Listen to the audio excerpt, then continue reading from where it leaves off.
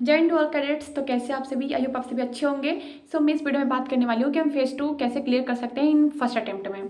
जिनका भी पहली बार होगा और जिनका सेकंड थर्ड होगा उनको तो खुद एक्सपीरियंस होगा कि कैसे क्या करना है। बट याद रखना कि जो गलती तुम बार बार करते हो वो रिपीट मत करना, उस पर काम करना। And one of the most important चीज़, कभी भी लोगों को डाउट है कि जैसे मेरा एग्जाम हो गया, मुझे नहीं पता कि मेरा एग्जाम क्लियर होगा कि नहीं, मैं अपना फेज 2 भी स्टार्ट कर दूँ। तो देखो, पहली बात कि फेज 2 से हमारा कुछ बिगड़ेगा नहीं। रनिंग करोगे, तुम खुद फिटनेस रहोगे, तुम फिट रहोगे, उसके बहुत सारे फायदे हैं। बट इफ़ यू अगर आप नहीं करते हैं और अगर आपका एग्जाम क्लियर हो जाता है और आपका जो फिजिकल एक्टिविटीज़ है वो बहुत ज़्यादा वीक है, देन आपको प्रॉब्लम फेस करना पड़ सकता है। एंड स्पेशली गर्ल, क्योंकि रनिंग में काफ़ी लड़कियां आउट होती हैं। अब मैं बात करने वाली हूँ कि मेरा फेज 2 का क्या एक्सपीरियंस रहा, मैं कैसे फेज 2 क्लियर की। तो सबसे पहले तो मेरे घर वालों को भी कुछ मेरे पे यकीन नहीं था कि मैं रनिंग क्लियर करूँगी। जीडी में कर लेती, ये सबको पता था, बट रनिंग में नहीं कर पाती। तो मैं अपनी टिप्स बताती हूँ कि मैंने कैसे किया। तो थोड़ा बैक चलते हैं। तो मैं जब 2025 में एग्ज़ाम क्लियर की थी, 2025 में, तो उस टाइम मैं मेरा सेंटर बेंगलोर दिया था, तो मैं वहाँ पे नहीं जा पाई थी क्योंकि मैं अकेली थी और वहाँ पे थोड़ा जाना मुश्किल होता। बट जब मैंने 2025 में फिर से एग्ज़ाम क्लियर किया तो मेरा जो फेज 2 का सेंटर है वो दिल्ली दिया था। तो मैं वहाँ अकेले गई, मेरे वहाँ पे अंकल रहते थे। तो मैं सेंटर पे गई, देन वहाँ से हमें कुछ डॉक्यूमेंट्स वेरिफिकेशन कराया। डॉक्यूमेंट्स में याद रखना कि सर्टिफिकेट 12th का एंड 10th का सर्टिफिकेट आपके पास कंपलसरी होना ही चाहिए। बट अदर स्टेट में, बहुत सारे स्टेट है जहाँ पे मतलब सर्टिफिकेट नहीं चलता, बस मार्कशीट से हो जाता है, तो उनका सही है, बस 10th 12th का मार्कशीट ले लेना। बट मेरा सर्टिफिकेट वहाँ पे चाहिए था, बट मेरे पास नहीं था, तो उन्होंने मुझे एक कागज़ दिया है कि मुझे अपने जो पास में वीटा सेंटर है वहाँ पे जाके जमा करना है। तो मैं वहाँ पे कभी जाके जमा कर सकती हूँ in under 1 month. But 1 month के बाद भी कर सकते हो, पीएसएल के पहले। तो अब बात करते हैं कि डॉक्यूमेंट्स वेरिफिकेशन हो गया। देन इसके बाद उन्होंने हमें बैठाया, मतलब आधे घंटे तक बैठाया हुआ। उन्होंने हमें स्टेप बताया कैसे क्या करना है। और अगर आप याद रखना कि अगर आप जिस पे कंफर्टेबल हो आप वैसे पहन के दौड़ सकते हो, लाइक हाफ पैंट और फुल पैंट में भी। मैं तो फुल पैंट पहनी थी। एंड इसके बाद हमें वो रनिंग के लिए लेके गए, बट उससे पहले हमारे वो बैच डिवाइड कर दिए थे। हमारे बैच में थी 55 लड़कियां थी और वैसे ही हर एक बैच में डिवाइड किए थे वो, मतलब 200 का रिपोर्टिंग हुआ था वहाँ पे।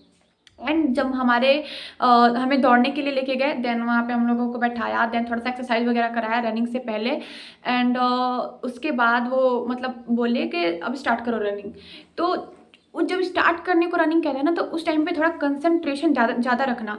ये नहीं कि हड़बड़ी में ऐसे धक्का धुक्की करने लगना, क्योंकि वहाँ पे ये चीज़ होता है गर्ल्स में या बॉयज़ में भी। जब वो ऐसे दौड़ते हैं ना तो पूरा दम लगा देते हैं स्टार्टिंग में ही। और स्टार्टिंग में इतनी सारी लड़कियां दौड़ में मतलब पूरा दम लगा दी भाई, मतलब पहले लड़कियां बहुत आगे थी। बट जब मैं तो जो मेरा स्पीड था मैं उसी से दौड़ रही थी। ये गलती मत करना कि आप पहले ही पूरा खूब एकदम शक्ति लगा दिए कि अब बस 6 मिनट में पहुंच ही जाना है। देन तुम देखना कि तुम बीच में ही अटकते रह जाओगे। तो ये गलती मत करना। जो आप जिस स्पीड से यहाँ दौड़ते हैं, सेम उसी स्पीड से वहाँ दौड़ना। ये नहीं कि ऐसे मेरे साथ वाली एकदम फास्ट दौड़ रही है या दौड़ रहा है तो मैं भी साथ में दौड़ने लगूँ।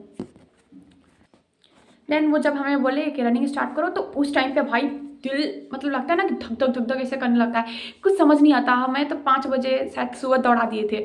तो मैं जब दौड़ने लगी तो उसके बाद जो मेरे साथ में लड़कियां थी, मतलब 5 6 7 साथ में थी मैं उस ग्रुप में। मतलब नहीं होता कि आप किसी एक ऐसे मतलब उसी में अटक जाते हो, वैसे में हो गई थी। तो जो मेरे साथ की लड़कियां थी भाई वो रुकने लगी, ऐसे दौड़ती फिर रुकती, दौड़ती फिर रुकती। और मेरा पूरा ध्यान उन्हीं पे चला गया कि वो रुक क्यों रही है। तो मेरे मन में भी चलने लगा थोड़ी देर रुक जाऊँ क्या, 1 मिनट रुक जाऊँ का। बट मेरा भैया यहाँ पे बोला था कि अगर काजल तुम रुकोगी तो दौड़ोगी नहीं, मतलब तुम दौड़ नहीं निकाल पाओगी। तो बस मैं उसी चीज़ को अपने मन में रखी रही थी कि काजल रुकना नहीं है। मैं बोलती भी थी, बोल भी रही थी, काजल रुकना नहीं है, रुकना नहीं है, रुकना नहीं है। तुमने इतने पैसे खर्च करके आए हैं तो उसको वेस्ट नहीं करना है। बस मेरा ये 2 चीज़ था, इतने पैसे वेस्ट किए हैं, ये मतलब वेस्ट नहीं जाना चाहिए। और भैया बोला था कि रुकना नहीं है। देन इसके बाद जब हम लोग दौड़ने लगे तो वहाँ पे ना 500 मीटर दूरी पे थे हम लोग। तो वो बोल रहे हैं कि सिर्फ 200 मीटर हो। अब मैं पूरा दम लगा दी भाई उस टाइम पे। और देख रही मैं, मुझे रास्ता दिख ही नहीं रहा है आगे तक। फिर मैंने अपना स्लो किया और चुपचाप ऐसे दौड़ती रही। फिर उसके बाद मतलब शायद 8 मिनट के अंदर मैं पहुँच गई थी। बट ऐसा लगता है मुझे मतलब खुद कि जो दिल्ली का सेंटर है ना, उसका 1600 मीटर मुझे लगा नहीं है। पता नहीं क्यों, हो भी सकता है कम भी हो सकता है, बट मुझे लगा नहीं कि वो 1600 मीटर है। बट एनीवे निकल गया। देन उसके बाद मैं खुद शौक थी कि भाई मैंने रनिंग निकाल दिया। तो बस थोड़ी खुशी हुई। उसके बाद हमें लेके गए सीटअप स्क्वाड के लिए। भाई सीटअप स्क्वाड में इतनी गलती कर रही थी लड़की, इतनी गलती कर रही थी दिल्ली सेंटर पे, मतलब मैं क्या बताऊँ। आराम से भाई वहाँ पे जो भी जाएगा ना आराम से निकाल लेगा सीटअप स्क्वाड बस। एंड इसके बाद बारी आई जीडी की। तो जीडी से पहले भी आपको 2 घंटे बैठाएंगे, वही मतलब डॉक्यूमेंट्स वेरिफिकेशन बहुत कराएंगे। बट हमारे में एक एसआरटी भी हुआ था दिल्ली सेंटर पे। एसआरटी में एक चीज़ याद रखना कि तुम कैसे भी एक क्वेश्चन को स्किप मत करना। अगर तुम स्किप करोगे क्वेश्चन को तो उनको लगेगा कि शायद आप उस सिचुएशन को हैंडल नहीं कर पाओगे। दैट्स वाई वो आपको मतलब इस बार तो थोड़ा हम लोग को चेक करने के लिए दिए थे, बट इस बार जो होगा वो एक्चुअली में हार्ड होगा। मतलब एकदम फुल कंसंट्रेशन से बोलेंगे, हर एक बच्चे का चेकअप करेंगे। तो हमें मैम ने बताया कि कुछ करना पर एक भी क्वेश्चन को स्किप मत करना। तो शायद मैं तो 20 मिनट में बना के ऐसे बैठ गई थी। एंड जब हमारा एसआरटी भी हो गया तो हमारे वो जीडी के लिए बैचेस फिर से डिवाइड कर दी 20-20 लड़कियों का।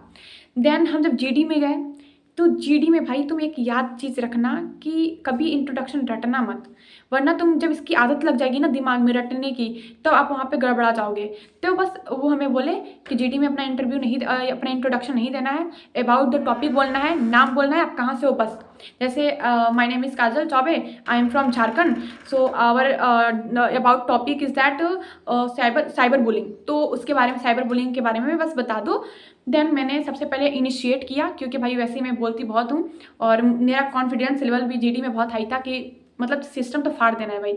ऐसा मैं यहाँ से लेके गई थी कि अगर मैं जीडी तक पहुँची तो जीडी में मैं सिस्टम फाड़ दूंगी। और भाई मैं तो मस्त इनिशिएट किया मैंने, फिर 4 से 5 बार पार्टिसिपेट भी किया। तो मेरा तो ऐसे ही था कि मुझे 5 नंबर दे दिए थे, तो मेरा मतलब मैं टेंशन नहीं ले रही थी जीडी के लिए कि मेरा क्लियर हो जाएगा।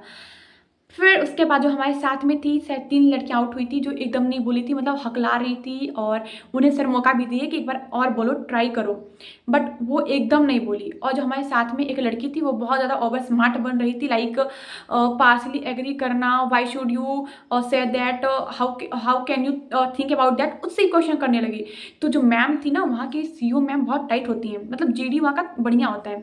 तो सीओ मैम उसको बहुत अजीब तरह से देख रही थी, बट जो सर थे, सर को तो जानते हो कितने वो कोऑपरेटिव रहते हैं, वो उसकी वजह से वो निकली थी, वरना मैम उसको पक्का निकाल देती।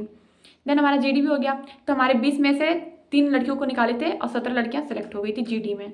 और जो कि 17 में से सच बताऊं तो सिर्फ 5 से 6 सिर्फ सेलेक्ट के लायक थी, बाकी सब आउट होने के लायक थी। अगर वो किसी और कानपुर सेंटर पे या कहीं सेंटर पे रहती तो वो पक्का आउट होती।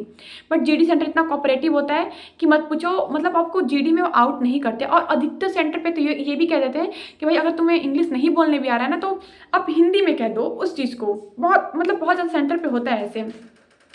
मेरी जो साथ की लड़कियां थी उसने एक लड़की हिंदी में बोल के उसने जीडी क्वालिफाई कर लिया। तो सेंटर पे भी डिपेंड करता है, बट जो मेरे वाले सेंटर पे थे उसमें से शायद 10 लड़कियां आउट हुई थी जीडी में।